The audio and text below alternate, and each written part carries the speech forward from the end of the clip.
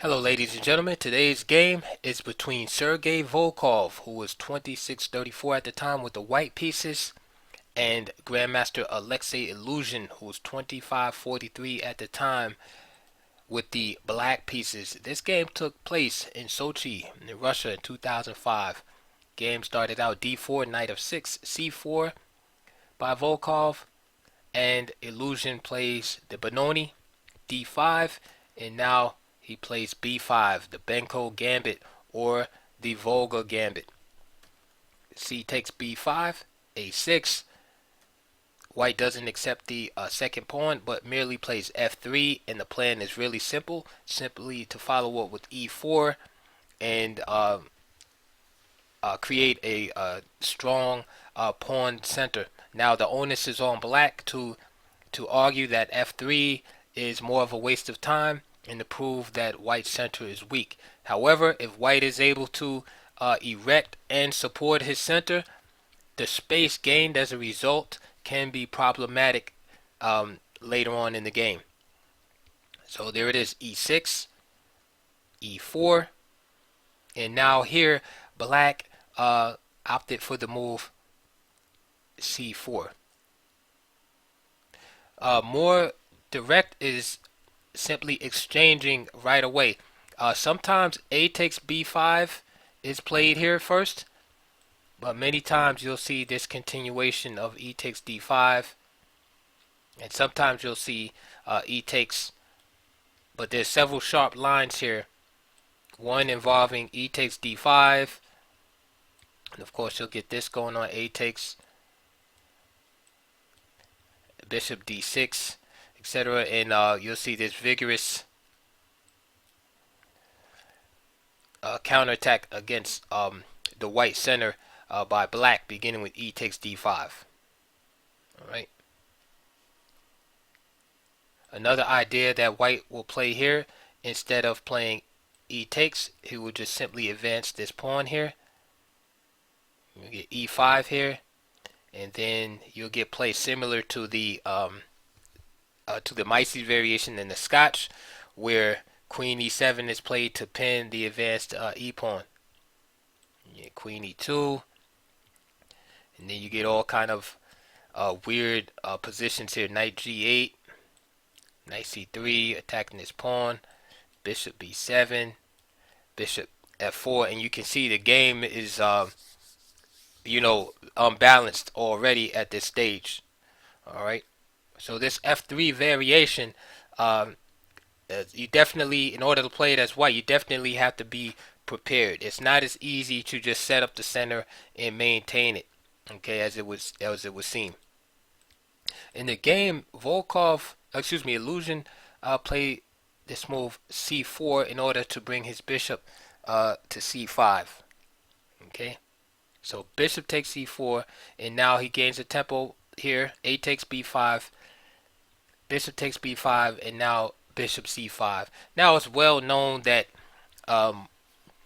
black is basically relying on his activity, okay, against his development and activity against the two pawn advantage of white. Okay, so obviously black is down two pawns, so his idea is to use his lead in development, all right, to generate enough compensation for the pawn deficit. And as you can see here, white center isn't exactly too strong here, as the e pawn is ready to capture here. And also black has a lead in development, and this is the price that he is paid for two pawns. Knight e2, castle.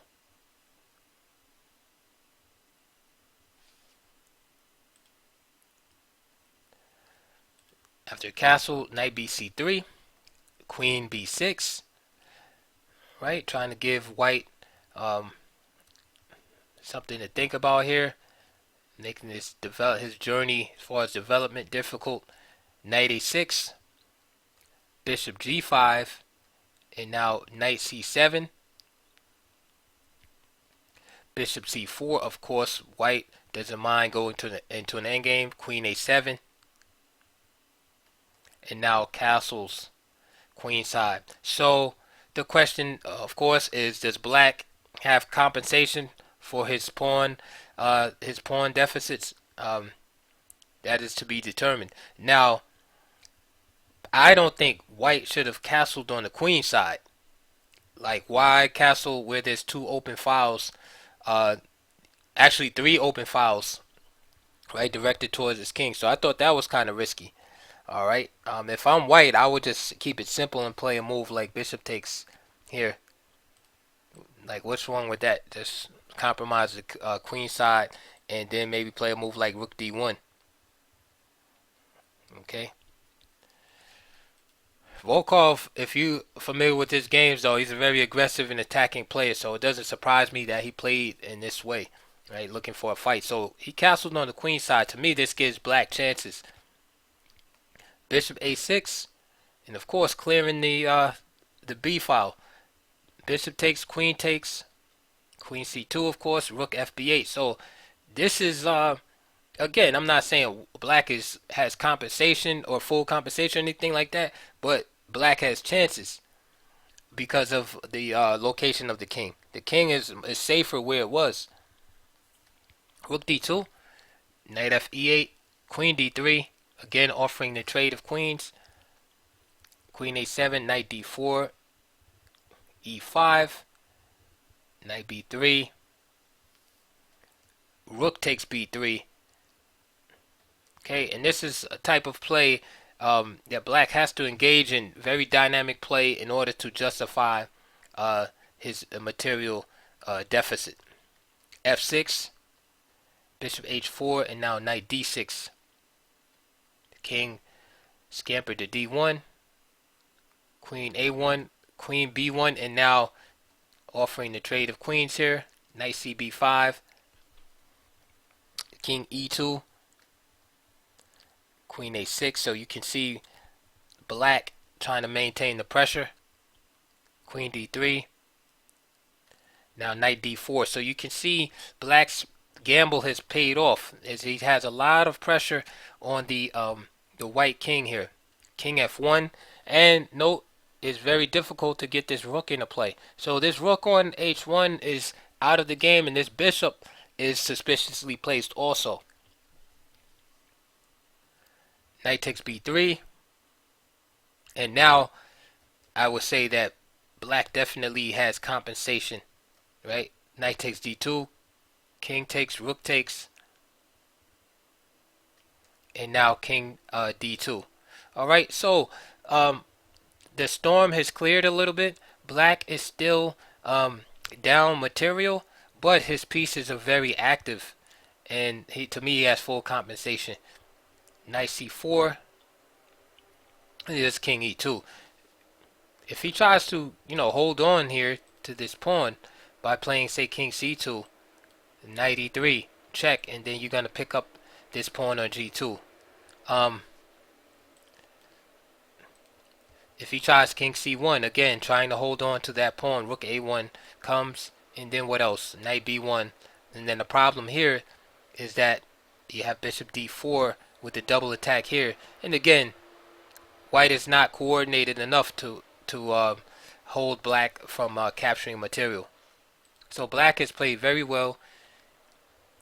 He played risky and was in a little bit of trouble, but black gave him chances by castling queenside, and now he's going to gain his pawn back with full compensation.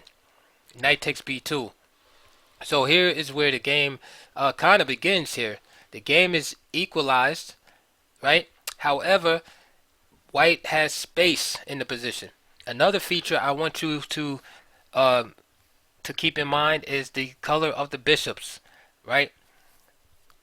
Black has the dark square bishop, and his dark square bishop is I'm sorry, both sides have dark square bishops, but black's dark square bishop is worse than white's, and the reason why is because most of his pawns remain on dark squares. All right, this is a net positive for white because white is able to attack those pawns if he can get behind a pawn chain. Notice that white's pawns are mostly on light squares. All right, so if we had to compare the two bishops, we have to give black the nod White denied in this situation. All right. The rooks, White again is not as active as Black at this time, but in short order he will be. So he played Rook B1. All right. Rook B6, and now with keeping in mind what I just spoke to you about with the bishops, White goes for a wholesale trade of pieces, right? Because if we could get the rooks and knights off, then I'm just simply left with a simplified ending where I have a superior bishop. All right. Another major factor that I mentioned earlier that I want to bring up again is that, again, the pawn center of White, right, that he was given in the beginning of the game when he was allowed to play D5, right? Now he has space. So although the pawns are not in danger of advancing or anything like that, he just simply has space. And space is very important in chess. If you have more space, you have more options, more mobility. Alright, so let's see what happened. Knight D1, knight takes D1, the rooks come off, bishop takes B6, king takes D1. Alright, now who's better here? Alright, now objectively the game probably should be a draw, right? However, you know, it's humans playing chess and not engines, so this is a difficult position for Black. Alright, there's pawns on dark squares, he has to be careful, and White has more space to roam around the board. Alright, so let's see how this ending was played. So H5, alright, so Black starts putting his pawns on light squares, king E2. So the king gets into action, and the king is going to improve itself. King F7, king D3, bishop G1, H3, and now all of White's pawns are unassailable. Right, Black cannot capture them. The only way he can capture them is he has to walk his king all the way down to G3. King E7, king C4, G5, bishop E1, and now H4. Now you tell me whose position has improved. Okay, Black has now put all of his pawns, save one, on dark squares. Alright. Volkov played king B5, again improving his king.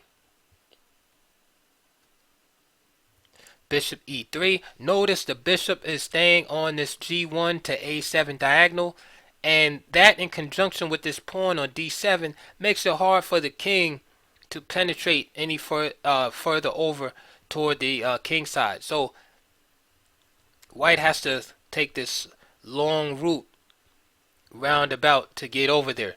But nevertheless, there's really nothing that Black can do except try to hold. Alright, he figures by keeping his king close to home, that he should be able to hold here. So here, after bishop E3, bishop B4 is played. And this gives White a good position. Right after, by taking over this diagonal A3 to F8, he drives the king back. Okay, and this limits the defensive possibilities of this pawn here. So now bishop D6.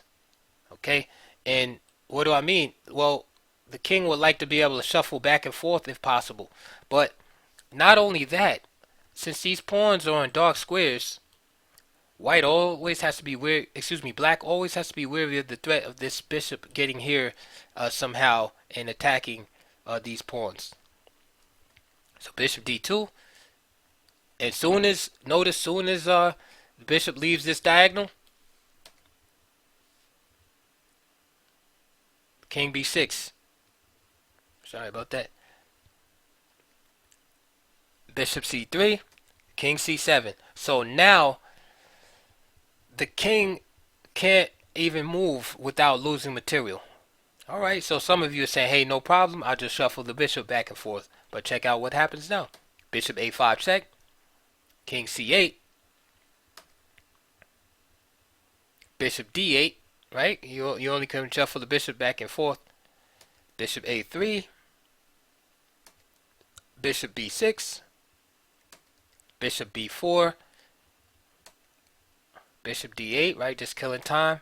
Bishop d6, bishop b6, and now there's a killer move right here, bishop c7. Why is it a killer move? Because it forces the win in the position for white.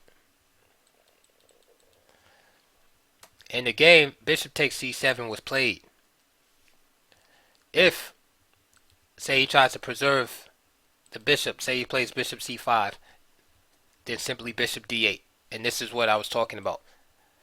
The pawns being on the wrong color. The king cannot protect the f6 pawn and the d7 pawn simultaneously, so material must be lost. What happens if he plays that, bishop e7, simply trade into a winning pawn ending, and black is then in zugzwang. King c7, notice how he has an opposition. Check out my endgame videos if you don't understand opposition. King e8, and then simply d6. The king must move away by the laws of chess, and that pawn is going to drop. Same thing if bishop e3, again bishop d8, the king is in the same dilemma. This is why during the game, black just traded. Again, he's in zugzwang, king e7, right? And now black has the opposition, but he's going to lose the opposition. So king c8, and now he resigns. The reason why he resigned is because due to white's spatial advantage, he can play the move d6, which gains him the opposition. So for example, if king e8, which is the only move he can play, then just simply d6. This forces black to move, meaning white is gaining opposition, and then again he drops the d pawn. Now, if black tries to play d6, again, he loses the opposition. If he plays d6, then guess what? King c7. And the same thing, black must move away from the pawn, either e8 or f7, and the pawn drops. So, very instructive game. I hope you learned something about space advantages, and also, how important it is in a middle game when it comes to your pawn structure. All right, keep an eye on things like that, the color of your bishops and things like that, because black didn't think that would come back to haunt him, that all of his pawns just happened to be on dark squares. All right, and notice how Volkov took advantage of that when he went into the end game. Right, he went into an end game where he just he had no chances to lose, only winning chances. That's another strategy. Okay, he might have oversimplified and might have risked giving his opponent a draw, but he made it such that he only had winning chances. So he traded off the rooks, the knights, and then had a better bishop, more space against his opponent, and he was able to make it work. All right, so if you're playing modern defenses and things like that, be careful and realize the pros and cons of allowing your opponent to set up a formidable pawn center, because although you might stop the center from actually mobilizing, right, the space advantage, right, might come back to haunt you in the end game. All right, just the fact that you have this huge structure and the opponent has all the space in the position might come back to haunt you. Also keep an eye on those bishops. Okay, be wary of your pawn structure. Because again, that might come back to haunt you, as you've seen in this game. So I hope you liked that video. I'd like to hear your comments below. Also, like and subscribe. Please donate to my channel, and check the links below for the opening that you saw presented today, which here is the Benko Gambit and Benoni Complex. Alright, I'll see you guys on the next video.